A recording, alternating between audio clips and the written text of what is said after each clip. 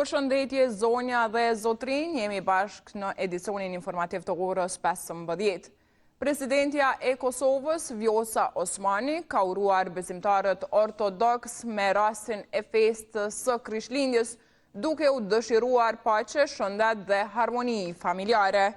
Përmes një postimi në rrjetet sociale, Osmani ka theksuar rëndësinë e vlerave të dashurisë, solidaritetit dhe respektit të ndërsjellë, duke uruar një Krishtlindje të bekuar dhe paqësore për besimtarët ortodoks në Kosovë dhe në mbar botën. Ndërkohë, edhe kryeministri në detyrë i Kosovës, Albin Kurti, ka uruar qytetarët e komunitetit serb të besimit ortodoks, të cilët kremtojnë Krishtlindjen sipas kalendarit julian. Kurti ka uruar që kjo festë të sjellë dashuri, mbarësi dhe begati, duke theksuar rëndësinë e harmonisë, mirëkuptimit dhe respektit mes qytetarëve.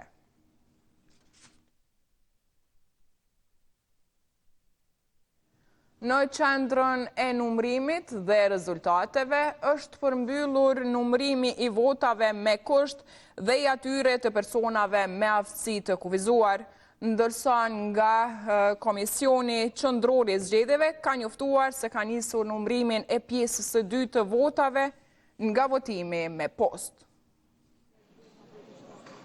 Verifikimi i zarfeve po vazhdon edhe të mërkurën.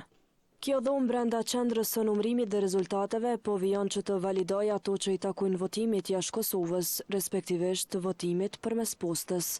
Këto kuti që sipas KQZ-s janë tërhequr më 2 dhe 5 janar të 2026 do të numërohen duke filluar nga kjo e mërkurë, derisa ka ende prej atyre që janë verifikuar paraprakisht që vazhdojnë të llogariten.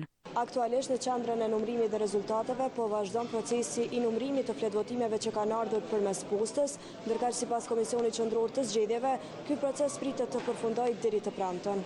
Komisioni Qendror i Zgjedhjeve tha se nga kutit postare në Prag, Londër, Zagreb, Stockholm, New York, Canberra dhe Kopenhag janë tërhequr 8180 pako të tjera me fletvotime.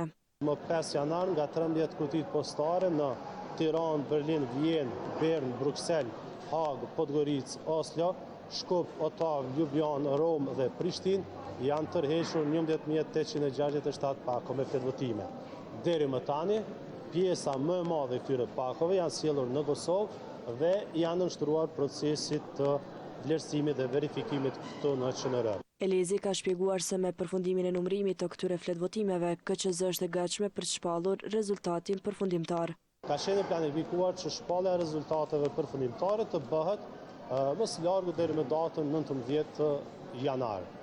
Dinamika e punëve që është zhvilluar qoftë në qendra komunale të numërimit apo edhe këtu në QNR na bën të besojmë se shpallja e rezultateve, siç e kemi thënë më herët, mund të ndodhë shumë më shpejt se sa ky planifikim. Ndryshe, në përditësimin e fundit të KQZ-s, u bë ditur se Lidhja Demokratike e Kosovës ka rikthyer mandatin e humbur një ditë më parë nga PDK, duke e quar kështu në 15 deputet në grupin e tyre parlamentar, ndërsa Partia Demokratike e Kosovës ka rënë nga 23 në 22 deputet, duke humbur kështu një mandat. Instituti Hidrometeorologjik i Kosovës ka publikuar raportin për nivelin e ujit në lumenjt e Kosovës, pas rreshjeve të fundit të cilat shkaktuan vërshime në disa komuna të Kosovës. Në raportin e IHMK-s bëhet e ditur se nga e hëna në të martën, në Kosovë kanë rënë mesatarisht 43 mm rreshje në 1 metër katror. Ndërkaq sasia e rreshjeve sipas pellgjeve lumore më së shumti ka arritur në Drinin e Bardh me 76.2 mm, Ibri 27.8, Morava e Binqës 19.9 dhe Lepenci 47.9 mm. Sipas IHMK-s, shumica e lumenjve në Kosovë, e sidomos ata në pjesën perëndimore dhe qendrore të vendit, gjatë këtyre 2 ditëve kanë pësuar ngritje, ku disa prej tyre në disa segmente kanë dalë nga shtrati tyre dhe kanë shkaktuar përmbytje lokale. Sipas raportit të IHMK-s dhe këto ditë pritën rreshje shio në vend. Kompania rajonale e ujësillësit Mitrovica ka njoftuar se niveli i turbullshmërisë në kanalin Ibo-Lepenc vazhdon të mbetet mbi kufejt e lejuar për trajtim të sigurt të ujit. çka e bën të pamundur funksionimin e impianteve për trajtimin e ujit të pijes. Sipas kësaj ndërmarrjeje, ndonë se gjatë orëve të mbrëmjes është shënuar një rënje e përkohshme e turbullshmërisë dhe janë bërë përpjekje për rifillimin e procesit të trajtimit. Situata është përkeqësuar sërish me rritje të nivelit të turbullshmërisë. Për pasojë, furnizimi me ujë të pijes mbetet i ndërprerë, ndërsa uji që eventualisht mund të arrijë në rrjet nuk duhet të përdoret për pije, por vetëm për nevoja higjienike dhe teknike deri në një njoftim të ri. Fillimi i procesit mësimor për gjysmëvjetorin e dytë është shtyrë deri më 12 janar në të gjitha komunat e vendit për shkak të rreshjeve dhe kushteve të vështirësuara në disa zona. Ministria e Arsimit, Shkencës, Teknologjisë dhe Inovacionit ka njoftuar se nga informacionet nga tereni është konstatuar se fillimi i procesit mësimor i parapar për të enjëtën është i pamundur.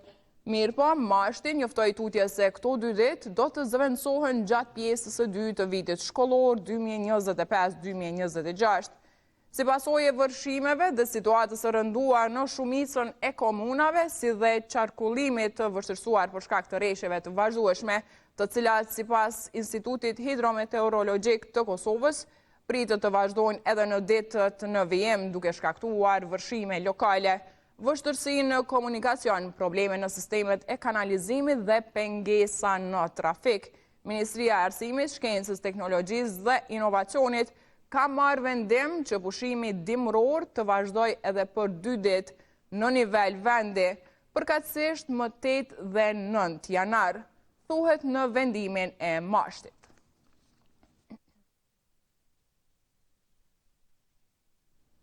Edhe në Shqipëri, situata nga përmbytjet vijon të mbetet kritike, si pasojë e rreshjeve të dendura të shiut që kanë përfshirë vendin që nga dita e djeshme. Zona më e goditur është Gjirokastra, ku në lagjen 18 shtatori janë shkatruar rreth 70 biznese, 10 banesa dhe automjete. Në Durrës, përmbytjet kanë prekur të paktën 800 banesa, ndërsa 304 persona janë evakuar. Edhe pse një ditë pas rreshjeve intenzive situata paraqitet më e qetë, ajo mbetet problematike në disa zona periferike të qytetit. Në Lezhë, gjatë natës ka pasur më pak rreshje, por sot situata është përkeqësuar në Laq, ku disa familje janë evakuar dhe 10 shtëpi vijojnë të jenë të rrethuara nga uji. Ndërkohë, niveli i lumit Vjosa ka arritur në 7.2 metra mbi nivelin e detit, duke ju afruar pikës kritike. Raportohet se lumi ka dalë nga shtrati në zonën e pazarit pranë urës së Mifolit. Gjendja paraqitet e rëndë edhe në disa zona të thella të bashkisë Kukës, ku shumë shatra vijojnë të mbeten të bllokuara si pasojë e montit të keq dhe rreshjeve masive të dherrave.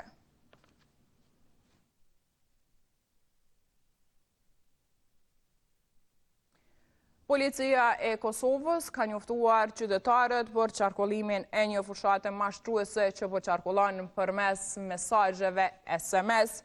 Policia ka thënë se nëpërmjet SMS-ave po pretendohet rrejshëm për gjoba trafiku dhe kënse janë dërguar nga autoritetet e trafikut të Kosovës. Policia u ka bërë thirrje qytetarëve të mos hapin vegza për të cilat kanë thënë se janë mashtrim. Policia e Kosovës thekson se nuk ka dërguar mesazhe të tilla, si dhe u bën thirrje qytetarëve që të mos klikojnë në asnjë link të dyshimt, të mos japin të dhëna personale apo të kartelave bankare, të mos kryejnë pagesa përmes këtyre linqeve, të fshin menjëherë mesazhet mashtruese dhe nëse kanë kryer ndonjë pagesë përmes këtyre linqeve, menjëherë ta raportojnë rastin në bankën ku janë klient dhe të kërkojnë anulimin e pagesës, ka njoftuar Policia e Kosovës.